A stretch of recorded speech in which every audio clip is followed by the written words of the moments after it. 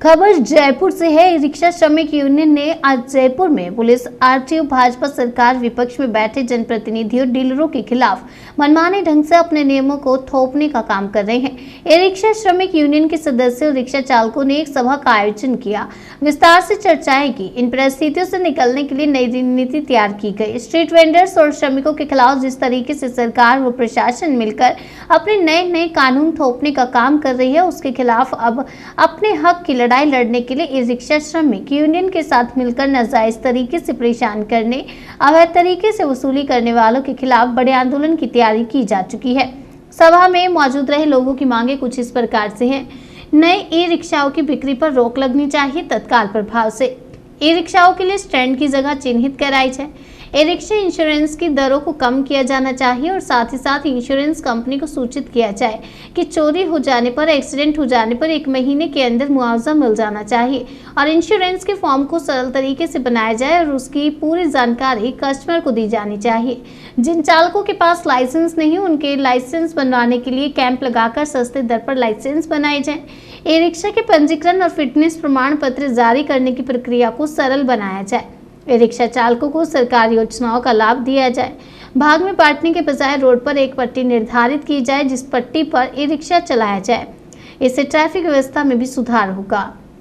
Police प्रशासन द्वारा बिना वजह की जा रही कार्यवाही को रोका जाए।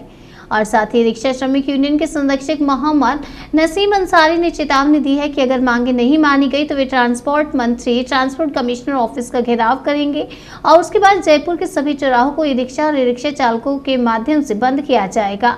जब तक श्रमिकों के अधिकारों को सरकार इसको संज्ञान नहीं लेती और चौराहे रास्ते नहीं खोले जाएंगे, तब तक प्रदर्शन जारी रहेगा। और यह सभा ई रिक्शा चालकों की बढ़ती हुई नाराजगी का संकेत है। रिक्शा चालकों का कहना है कि पुलिस की बढ़ती गुंडागर्दी, मैन्युफैक्चरिंग कंपनियों, डीलर, आरटीओ और इनसे जुड़े हुए कुछ यूनियन, इन सब की मिलीभगत और मनमानी के कारण अपना जीवन यापन नहीं कर पा रहे। सरकार को इस मामले में हस्तक्षेप करना चाहिए और ई रिक्शा चालकों की समस्याओं का समाधान करना चाहिए।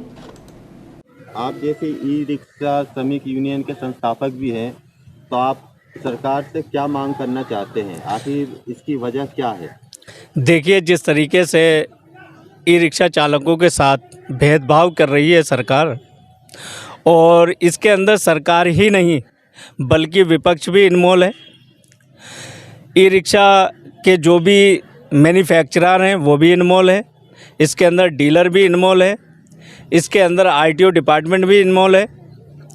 इसमें कई ऐसे असामाजिक तत्व भी इन्वॉल्व हैं जो ई रिक्शा चालकों को परेशान करने में लगे हुए हैं। अभी जैसे देखा जाता है ई रिक्शे के वजह से सबसे ज़्यादा ट्रैफिक होती है, इसके लिए आप क्या कहना चाहेंगे? देखिए, आपके सामने भी मैंने अभी इन लोगों से एक ही बात की है कि ई रिक्शा श्रमिक यूनियन जब भी अगर मैदान में उतरी है वापस नए सिरे से, क्योंकि हम 2016 से इसके ऊपर काम कर रहे हैं और ई रिक्शा एक ऐसा साधन है जिससे कोई भी प्रदूषण नहीं फैलता, तो ई रिक्शा चलना चाहिए जयपुर के अंदर। इससे प्रदूषण मुक्त होगा जयपुर शहर। दूसरी चीज़ ये है कि सरकार नहीं चाहती, प्रशासन नहीं चाहता कि ये लोग अपना सीधी तरीके से काम को अंजाम दे सके, अपना रोज़गार चला सकें। तो इसके अंदर चालकों की कमी नहीं है, कमी है प्रशासन की और सरकार की, क्योंकि वो निर्देशित करते ही नहीं है, कोई कानून बनाते नहीं है। और जब तक कानून नहीं बनेगा, जब तक ई रिक्शा चालकों के जो भी 7 पॉइंट मांग है वो आपको हम अभी सेंड कर देंगे। उन सारे मांगों को अगर सरकार मानती है तो ठीक है, और नहीं मानती तो ई रिक्शा श्रमिक यूनियन के सानिध्य में शनिवार को हम बड़ा प्रदर्शन करने का आह्वान कर रहे हैं। तो आपकी मांग किन किन चीज़ों को लेकर है? देखिए, हमारी मांग जो सबसे पहली है वो मांग ऐसी है कि सबसे पहली मांग तो ये है कि नए रिक्शे जो निकल रहे हैं कंपनी से, सरकार ये कहती है ट्रैफिक बहुत ज़्यादा हो गया है, तो सरकार नए ई रिक्शा निकलने पर पाबंदी क्यों नहीं लगाती? तो सबसे पहले तो नए ई रिक्शा बंद होने चाहिए, निकलना बंद होना चाहिए। पुराने रिक्शों को सही ढंग से संचालित करना चाहिए, उसके ऊपर कोई भी कानून बनाए। उसके बाद इंश्योरेंस के अंदर जो बहुत बड़ी मात्रा में इंश्योरेंस कर रहे हैं, बहुत ज़्यादा पैसा ले रहे हैं, उसके अंदर 5500-5600 रुपये लेते हैं, उसकी अवधि जो है कम की जानी चाहिए। बाकी ई रिक्शा, सरकार ई रिक्शाओं के लिए बहुत सारी योजनाएं निकालती है, उनका बेनिफिट इनको मिलना चाहिए। इनको रोड के ऊपर चलने के लिए रोड के किनारे एक लाइन देनी चाहिए कि इसी लाइन के अंदर रिक्शे चलेंगे, जिसमें सरकार इनको लाइन बना करके देने को तैयार नहीं है, क्योंकि उनको अवैध वसूली करना होता है। आपका नाम और पद बता दें।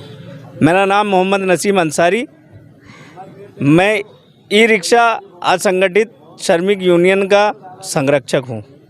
आप क्या कहना चाहते हैं?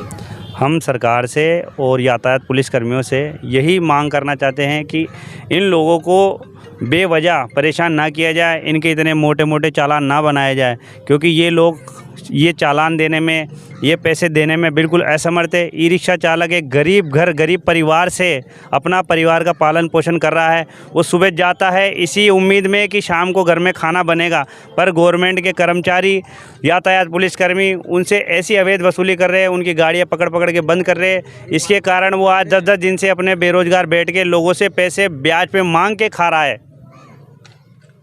आप अपना नाम और पद बताएं। मेरा नाम मोन्टू शर्मा है, मैं गलता गेट का निवासी हूँ।